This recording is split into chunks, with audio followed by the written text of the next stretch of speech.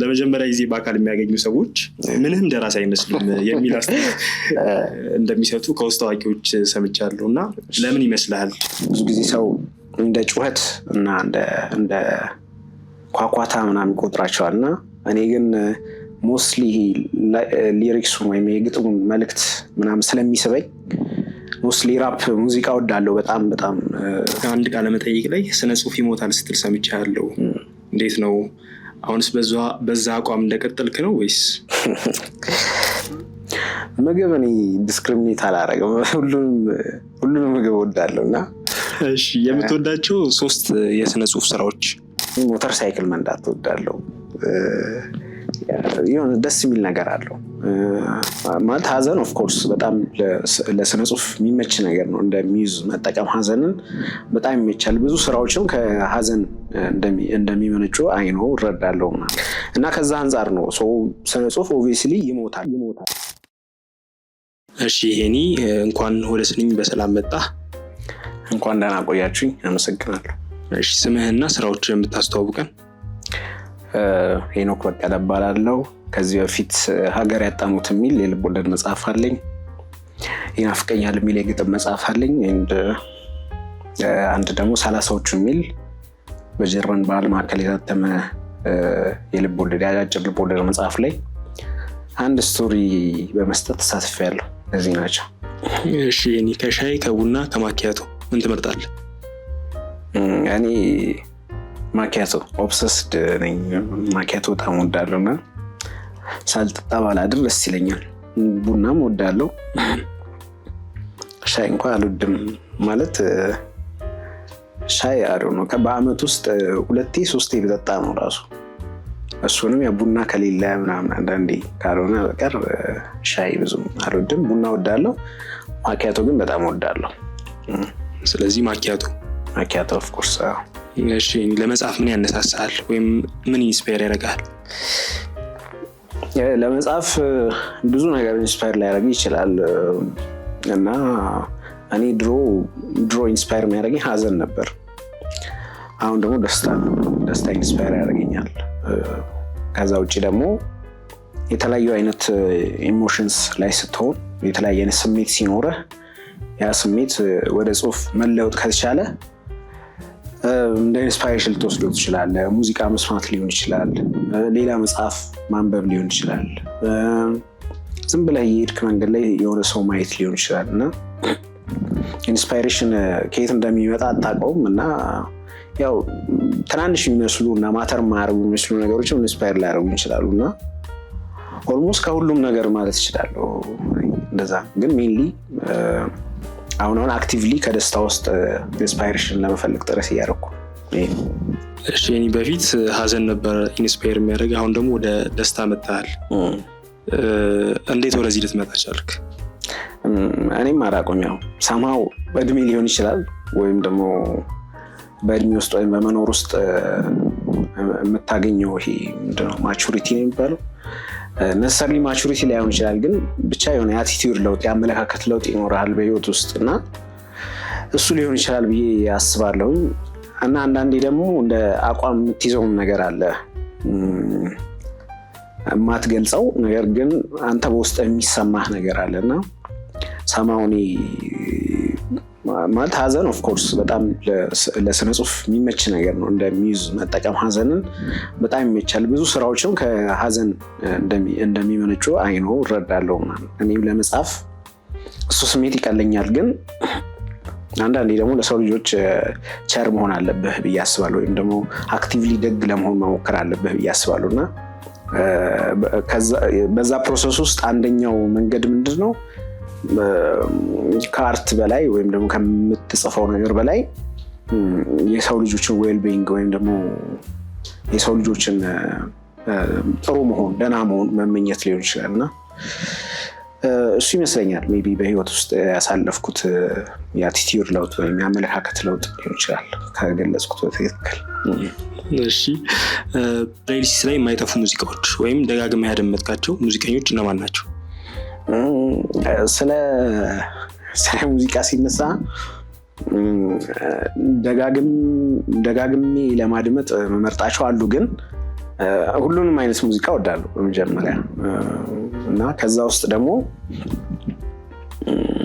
ያው በጣም የምወደው ለምሳሌ ሰው ብዙ ጊዜ ለየት የሚለውን ነገር ለመናገር ያህል ሰው ብዙ ጊዜ እንዴት ነው ሂፕሆፕ ወይም ደግሞ የራፕ ሙዚቃዎች ብዙ ጊዜ ሰው እንደ ጩኸት እና እንደ ኳኳታ ምናምን ይቆጥራቸዋል እና እኔ ግን ሞስትሊ ሊሪክሱን ወይም የግጥሙ መልእክት ምናምን ስለሚስበኝ ሞስትሊ ራፕ ሙዚቃ እወዳለሁ። በጣም መስማት እወዳለሁ ራፕ ሙዚቃ እና በጣም የሰማኸው ካልከኝ ሜቢ ኢሚኔም ሊሆን ይችላል። እኔ በጣም ብዙ ጊዜ ደጋግሜ የሰማሁት ዘፋኝ። ከዛ ውጭ ሌሎች መወዳቸው አሉ ራፕ ዘፋኞች ናስ፣ ዴሜክስ፣ ሆፕሲን ሌሎችም። እሺ እኔ የፌስቡክ ላይ የተለያዩ የመዝሙር ግጥሞችን ሼር ስታደርጋ ያለው እና የምትወደው ዘማሪ ወይም ደግሞ የምትወደው መዝሙር? ልክ ነው። መዝሙርም እወዳለሁ በጣም እና በተለይ ደግሞ ላይክ ማይ አፕብሪንጊንግ ወይም ደግሞ በልጅነቴ በጣም ስሰማ ስላደኩ ሰማው ኖስታልጂክም ናቸው እና በጣም የምወደው ዘማሪ ቅድም እንዳልኩ እኔ ሊሪክስ ወይም ደግሞ ይሄ የግጥሙ መልእክት ሞር ይስበኛል። ያው ሜሎዲክ የሆነውን ነገር እንደምወድ ሁሉ ሊሪክሱ በጣም ይስበኛል እና ደረጀ ከበደ በጣም የምወደው ዘማሪ ነው። በጣም ግጥሞቹ ይገርሙኛል በጣም እና ደረጀ ከበደ በጣም ወደዋለሁ። ከዛ ውጭ ደግሞ በጣም ይሄ ኦተንቲክ ናቸው ወይም ደግሞ ሰልፍ ሪፍሌክቲቭ ናቸው ብዙ ጊዜ መዝሙሮቹ ስለራሱ ምናምን ነው እና ደረጀ ከበደን ወዳለሁ በጣም። ከዛ ውጭ ደግሞ ተስፋዬ ጋቢሶ፣ ታምራት ኃይሌ፣ ሳሙኤል ቦርሳሞ መወዳቸው ዘማሪዎች ናቸው። ብዙ አሉ ግን ያው አሁን ይበቃል እነዚህ። እሺ አሁን ደግሞ ከነፍስ ምግብ መለስ እንበልና የምትወደው ምግብ ምንድን ነው? ምግብ እኔ ዲስክሪሚኔት አላደርግም። ሁሉንም ምግብ እወዳለሁ እና ያለ ነገር አልወፈርኩም። ምግብ በጣም የምወደው ግን እንዴት ነው በጣም የምትወደው ካልከኝ ድንች በስጋ ነው በጣም ይመቸኛል ነው እና ድንች በስጋ በጣም እወዳለሁ። የተለየ ነገር አለ ከልጅነት ጀምሮ የምትወደው ነገር ነው ወይስ? ድንች በስጋ ምንም የተለየ ነገር ኖሮኝ አይደለም፣ በቃ ስለሚጣፍጠኝ ነው። እሺ የምትወዳቸው 3 የስነ ጽሁፍ ስራዎች? ራሴን በጣም አንባቢ ነኝ ብዬ ኮንሲደር አላደርግም፣ ግን ካነበብኳቸው መጽሐፎች ውስጥ 3ቱ ይቅርብኝና ዝም ብዬ ማስታውሰውን ልንገርህና ካነበብኳቸው ውስጥ አንዳንዱ በሰዓቱ በፈጠረብህ ስሜት የምትወደው መጽሐፍ አለ። በወቅቱ ስታነበው ለአንተ በሰጠህ ፊሊንግ የምትወደው አለ። አንዳንዱ ደግሞ በስነ ጽሁፍ ችሎታው ወይም ደግሞ በስነ ጽሁፍ አቅሙ የምትደነቅበት መጽሐፍ አለና ከውጭ ልጀምርና ከውጭ ለምሳሌ እኔ በጣም የምወዳቸው መጽሐፎች አንደኛ ልቦለድ ካልን ዘካይት ረነር የካሊድ ሆስኒ መጽሐፍ ነውና በጣም ልቤን የነካኝ መጽሐፍ ነው። ከዛ ወዲህም አላ የሆነ ስለ አፍጋኒስታን ምናምን ጥሩ በሆነ ሚሞሪ እንዳስታውሰው ማለት መጽሐፉ አሳዛኝ መጽሐፍ ነው፣ ግን እንዴት ነው እኛን የሚመስል ነገር አላቸው እና ያ የካሊድ ሆስኒ ካይት ረነር ወደዋለሁ። ከዛ ውጪ The Grapes of Wrath ስቴንቤክ የሚባል ደራሲ ያለ እሱም እንደዚሁ የረሃብ ታሪክ ነው እና እሱም ዋዶ ነው የእኛን ሀገር ህይወት የሚመስሉ ነገሮች አሉ እና በጣም ዲፕሊ ደግሞ የነኩኝ ቦታዎች አሉ። እሱም ደስ ይለኛል። ከዛ ውጪ The Picture of Dorian Gray ኦስካር ዋይልድ እሱም በጣም ወደው መጽሐፍ ነው። እነዚህ እንግዲህ ልቦለድ መጽሐፎች ናቸው። ከዛ ውጪ ደግሞ ከልቦለድ መጽሐፍት ወጣ ካልን ደግሞ ፈርናንዶ ፔሶዋ የሚባል The Book of Disquiet አይገስ እንደዛ ነገር ነውና እሱም እንደዚህ ያላለቀ መጽሐፍ ነው፣ ግን እንደ አፎሪዝምስ ነገር ነው። በጣም ወደው መጽሐፍ ነው። ከዛ ውጪ ስለ ጦርነት ጥሩ ዲፒክሽን ወይም ጥሩ ፒክቸር ይሰጣል ብዬ የማስበው ዘ አንውመንሊ ፌስ ኦፍ ዋር የሚል መጽሐፍ አለ። ደራሲውን ስሟ ይከብደኛል። ከዛ ውጭ ደግሞ ላቭ ኤንድ ካፒታል የሚል ስለ ካርል ማርክስ እና ስለ ቤተሰብ ህይወቱ ከፍልስፍናው በተቃራኒ ያለውን የቤተሰብ ህይወቱን አብራ ያነሳችበት ሜሪ ጋብርኤል መሰለች ጸሐፊዋ እና እነዚህ መጽሐፎች ትዝ ይሉኛል። ወደ እኛ ሀገር ስትመጣ ደግሞ እንደዚሁ በጣም ብዙ ታለንትድ ሰዎች አሉ። በጣም ሪስፔክት ማድረጋቸው ማከብራቸው ደራሲያን አሉ እና ከኢልብ ወለድ መጽሐፍ በጣም ሁሌ ከልቤ የማይጠፋ የምወደው መጽሐፍ ጣልቃ እየገባ የሚል መጽሐፍ ነው። የበቀለ ወልደ ኪዳን መንፈሳዊ መጽሐፍ ነው፣ እንደ ባዮግራፊ ነገር ነው። ግን የተጻፈበት መንገድ እና ብዙ ጊዜ መንፈሳዊ መጽሐፍት ሲጻፉ ወይም መንፈሳዊ ባዮግራፊዎች ሲጻፉ የሆነ አለ ብቻ ያጻጻፍ እንትን ከዛ ትንሽ ወጣ ያለ ፈንጠር ተደርጎ የተጻፈ አይነት ነገር ስለሆነ እሱ መጽሐፍ ሁሌም ባሰብኩት ቁጥር ትዝ ይለኛል እና በጣም ወደዋለሁ ጣልቃ እየገባ። ከዛ ውጭ ደግሞ መጽሐፍ አለሽ ልቦለድ እመለሳለሁ። ብቻ ወደ ልቦለዱ ሊድልህና ደግሞ ልቦለድ ላይ ደግሞ ስብሐት ገብረ እግዚአብሔር 567 በጣም ደስ ይለኛል። ከዛ ውጭ የአዳም ረታ ቴሜቴሎ ምሽታ እሱም በጣም ወደው መጽሐፍ ነው። ቅርብ ጊዜ ከወጡ መጽሐፎች ደግሞ መስፍን ወንደሰን ሻሙን የሚል መጽሐፍ በጣም ወድጀው እና ያነበብኩት በጣም ኢንስፓየር ያደረገኝ መጽሐፍ ነው። ከዛ ውጭ ያው እንደምታውቀው እኔ ግጥም በጣም ወዳለሁ እና ከግጥም መጽሐፍ ብዙ አሉ።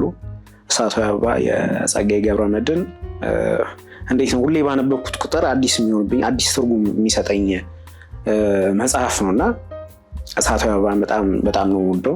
ከዛ ውጭ በረከት በላይነህ የመንፈስ ከፍታ ሞስትሊ ግጥም ለመጽሐፍ ምክንያት የሆነ መጽሐፍ ስለሆነ ማለት ነው።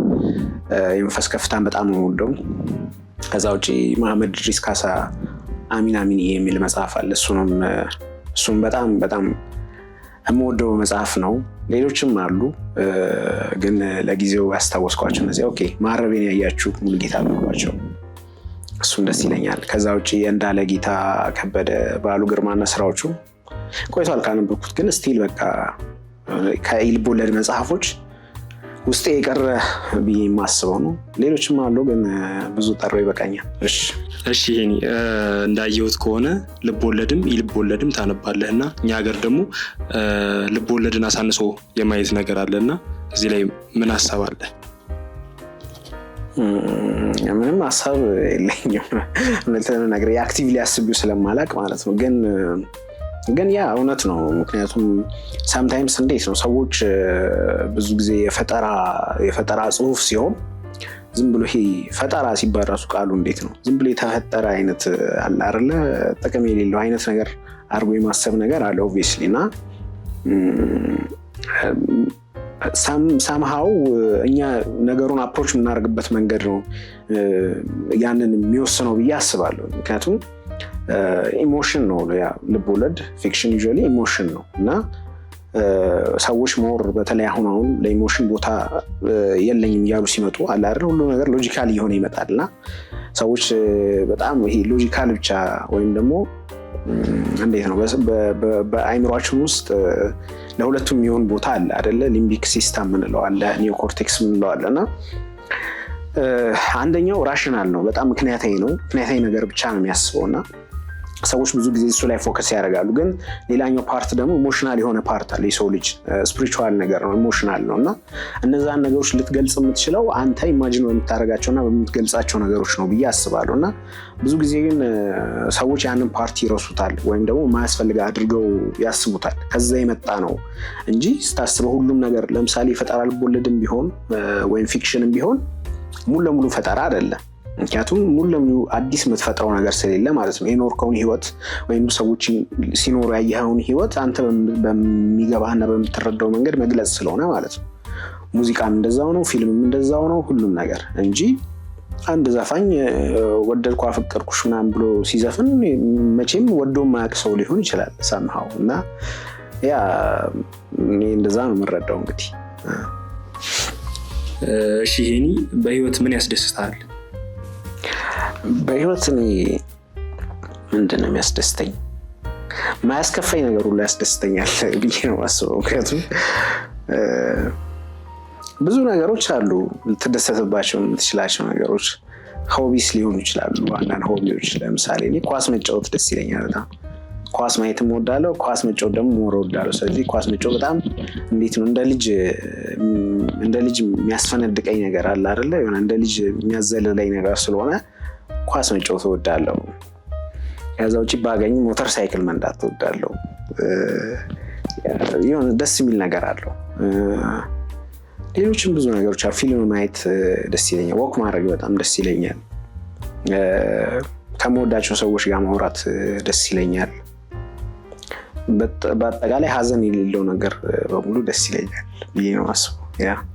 በጣም አሪፍ። የሞተር ሳይክሉ ትንሽ አስደንጋጭ ነገር አለው።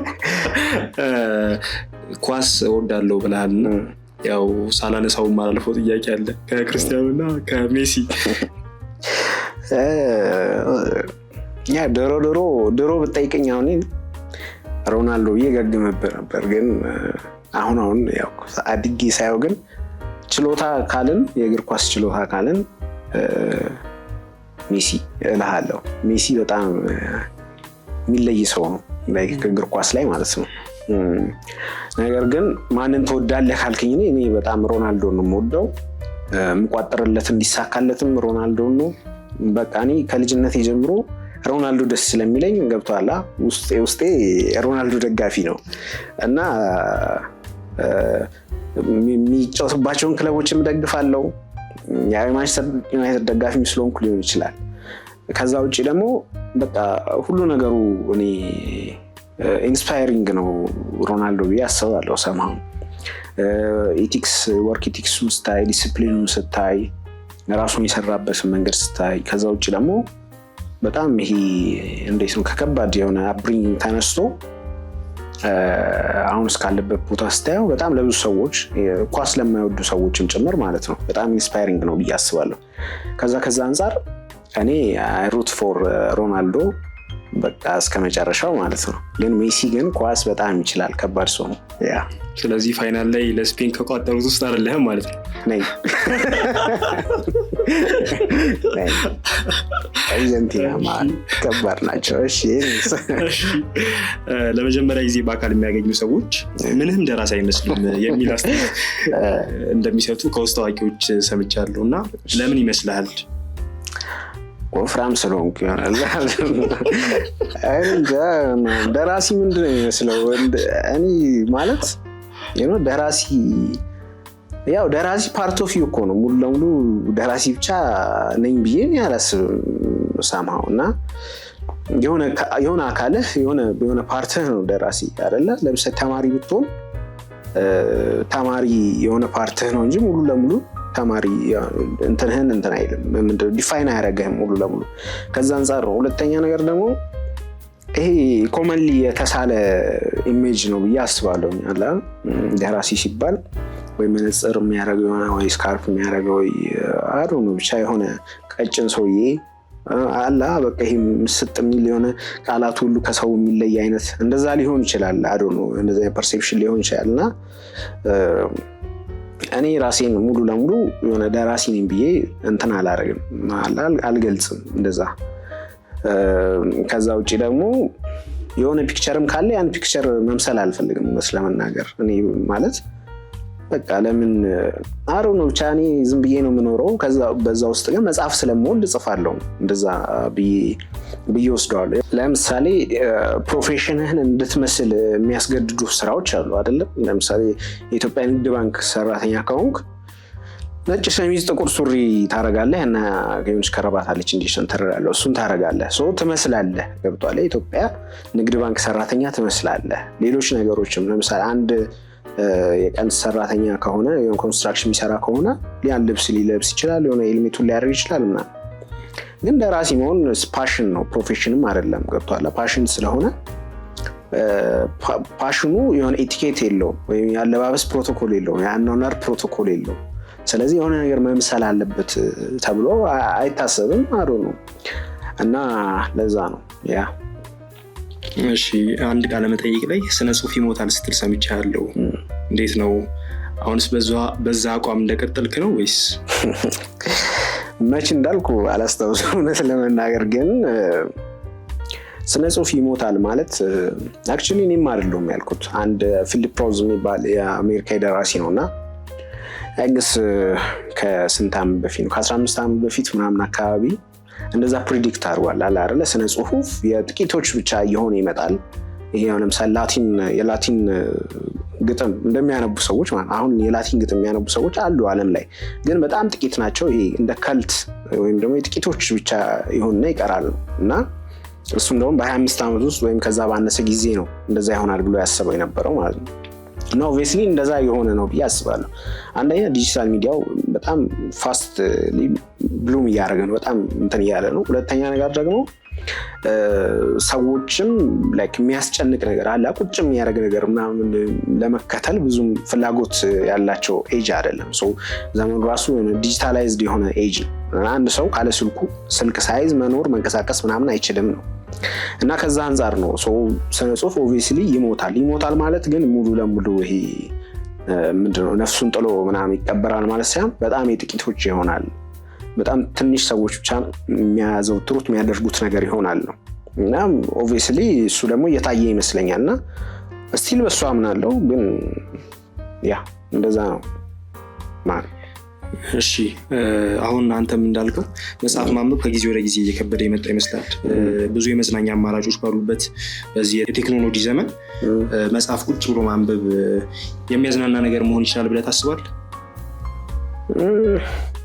መዝናናት እንዴት ነው ላይክ ኢንተርቴይንመንት ከሆነ እንደ ኢንተርቴይንመንት ከሆነ አያዝናናም ብዬ ነው ማስበው። ማለት ያዝናናሃል ኦፍ ኮርስ ግን እንዴት ነው አንተ መዝናናት የምትለው ነገር ምንድን ነው ገብቶሃል? ለምሳሌ አንዳንድ ሰው ጂኦግራፊ የሚያዝናናው ሰው አለ።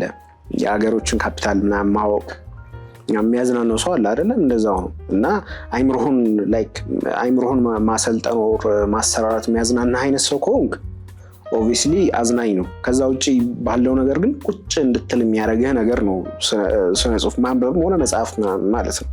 ቁጭ እንድትል የሚያደርግህ ነገር ነው፣ እንድታስብ የሚያደርግህ ነገር ነው፣ ራስን ፌስ እንድታደርግ የሚያደርግህ ነገር ነው። ሰማው ኢንተርቴይንመንት አይደለም የሚያዝናና ነገር አይደለም። ግን ደግሞ በሌላ ሳይድ ውስጥ ታዩ ደግሞ የሚያዝናና ነገር የሚጠቅም ነገር የመውለድ ፖቴንሻሉ በጣም ጠባብ ነው። የሚያዝናና ነገር ብዙ ጊዜ የሚጠቅም ነገር አይፈጥርም ወይም አያመጣም አይወልድም። አንድ ሰው ማዕድን ምንድነው ወርቅ ምናምን ማግኘት ካለበት ገብቷል ቁፋሮ አለ እዛ ስር ተደርምሰህ መሞት አለ ምናምን እና ሁሉንም ዓለም ላይ ያሉትን ጥሩ ነገር የሚያመጡ ነገሮች ስታያቸው ወይም ደግሞ ይሄ የክሬቲቭ ነገሮችን ስታያቸው በሙሉ የሚያዝናኑ አይደሉም። ኦብቪየስሊ ገብቷል የሆነ ያህል የሚያስጨንቅ ነገር ነው ግን ጭንቀቱ ደግሞ ያዝናናሃል ብዬ ነው የማስበው። ላይክ በማንበብ ውስጥ ያለው ጭንቀት ራሱ መቀመጥ ቁጭ ማለት ገብቷል ራስን ፌስ ማድረግ ሪፍሌክት ማድረግ ምናምን ስራ ነው። ያ ስራ ደግሞ ሳማው ሪዋርዲንግ ነው ብዬ አስባለሁ። እንደዛ ነው። እሺ ጽሁፍ ተስጦ ነው ወይስ በልምድ የሚዳብር ነገር ነው ብለህ ታስባለህ? ሳማው ሁለቱም ነው ግን ሜንሊ እኔ በአብዛኛው ተሰጦ ነው ብዬ ነው የማስበው። አንዳንድ ሰዎች ፍቅሩ ይኖራቸዋል የስነ ጽሁፍ ግን ተሰጦ የላቸውም። ከዛ ፍቅሩ ከተሰጦ ጋር ይምታታባቸውን ይገግማሉ። ላይክ አላ እችላለሁ ብለው ይመስላቸዋል በውስጣቸው ገብቷል። አሁን እንደዛ ብሎ የሚያስብ ሰው ብዙ ነው አለ። ስለዛ እኔ ተሰጦ ሜንሊ በጣም ማተር ያደርጋል። ተሰጦ ብቻ ሳይሆን ይሄ ፍቅሩ አለ አይደለ በውስጥ ያለው ፍቅር ማተር ያደርጋል ብዬ አስባለሁ። ከዛ ግን ያስ ችሎታና ያ ፍቅር ደግሞ አንተ ፕራክቲስ ባረከው ቁጥር ገብቷል በጻፍክ ቁጥር ሞር እንዴት ነው የተጋህ በሄድክ ቁጥር ሞር እሱም የታዘዘልህ ይሄዳል ብዬ አስባለሁ። ሞር ባነበብክ ቁጥር አይምሮህም እንደዛው ሻርፕ ይሆን ይሄዳል ብዬ አስባለሁ። ከዛ ውጪ ግን ላይክ እንትኑ ቢኖርም የፈለገ ጊዜ ምንድነው ይሄ ፕራክቲስ ብታረግም ገብቷል ሰምሃው ተሰጦ ከሌለህ ኢፈርትለስ አይሆንም ወይም ደግሞ ጽሁፍ ራሱ በጣም እየጣርክ እንደሆነ ያስመሰላል ነገር ብዬ ነው ማስበው እና ኢፈርትለስ የሆኑ ጸሐፊዎች አሉ።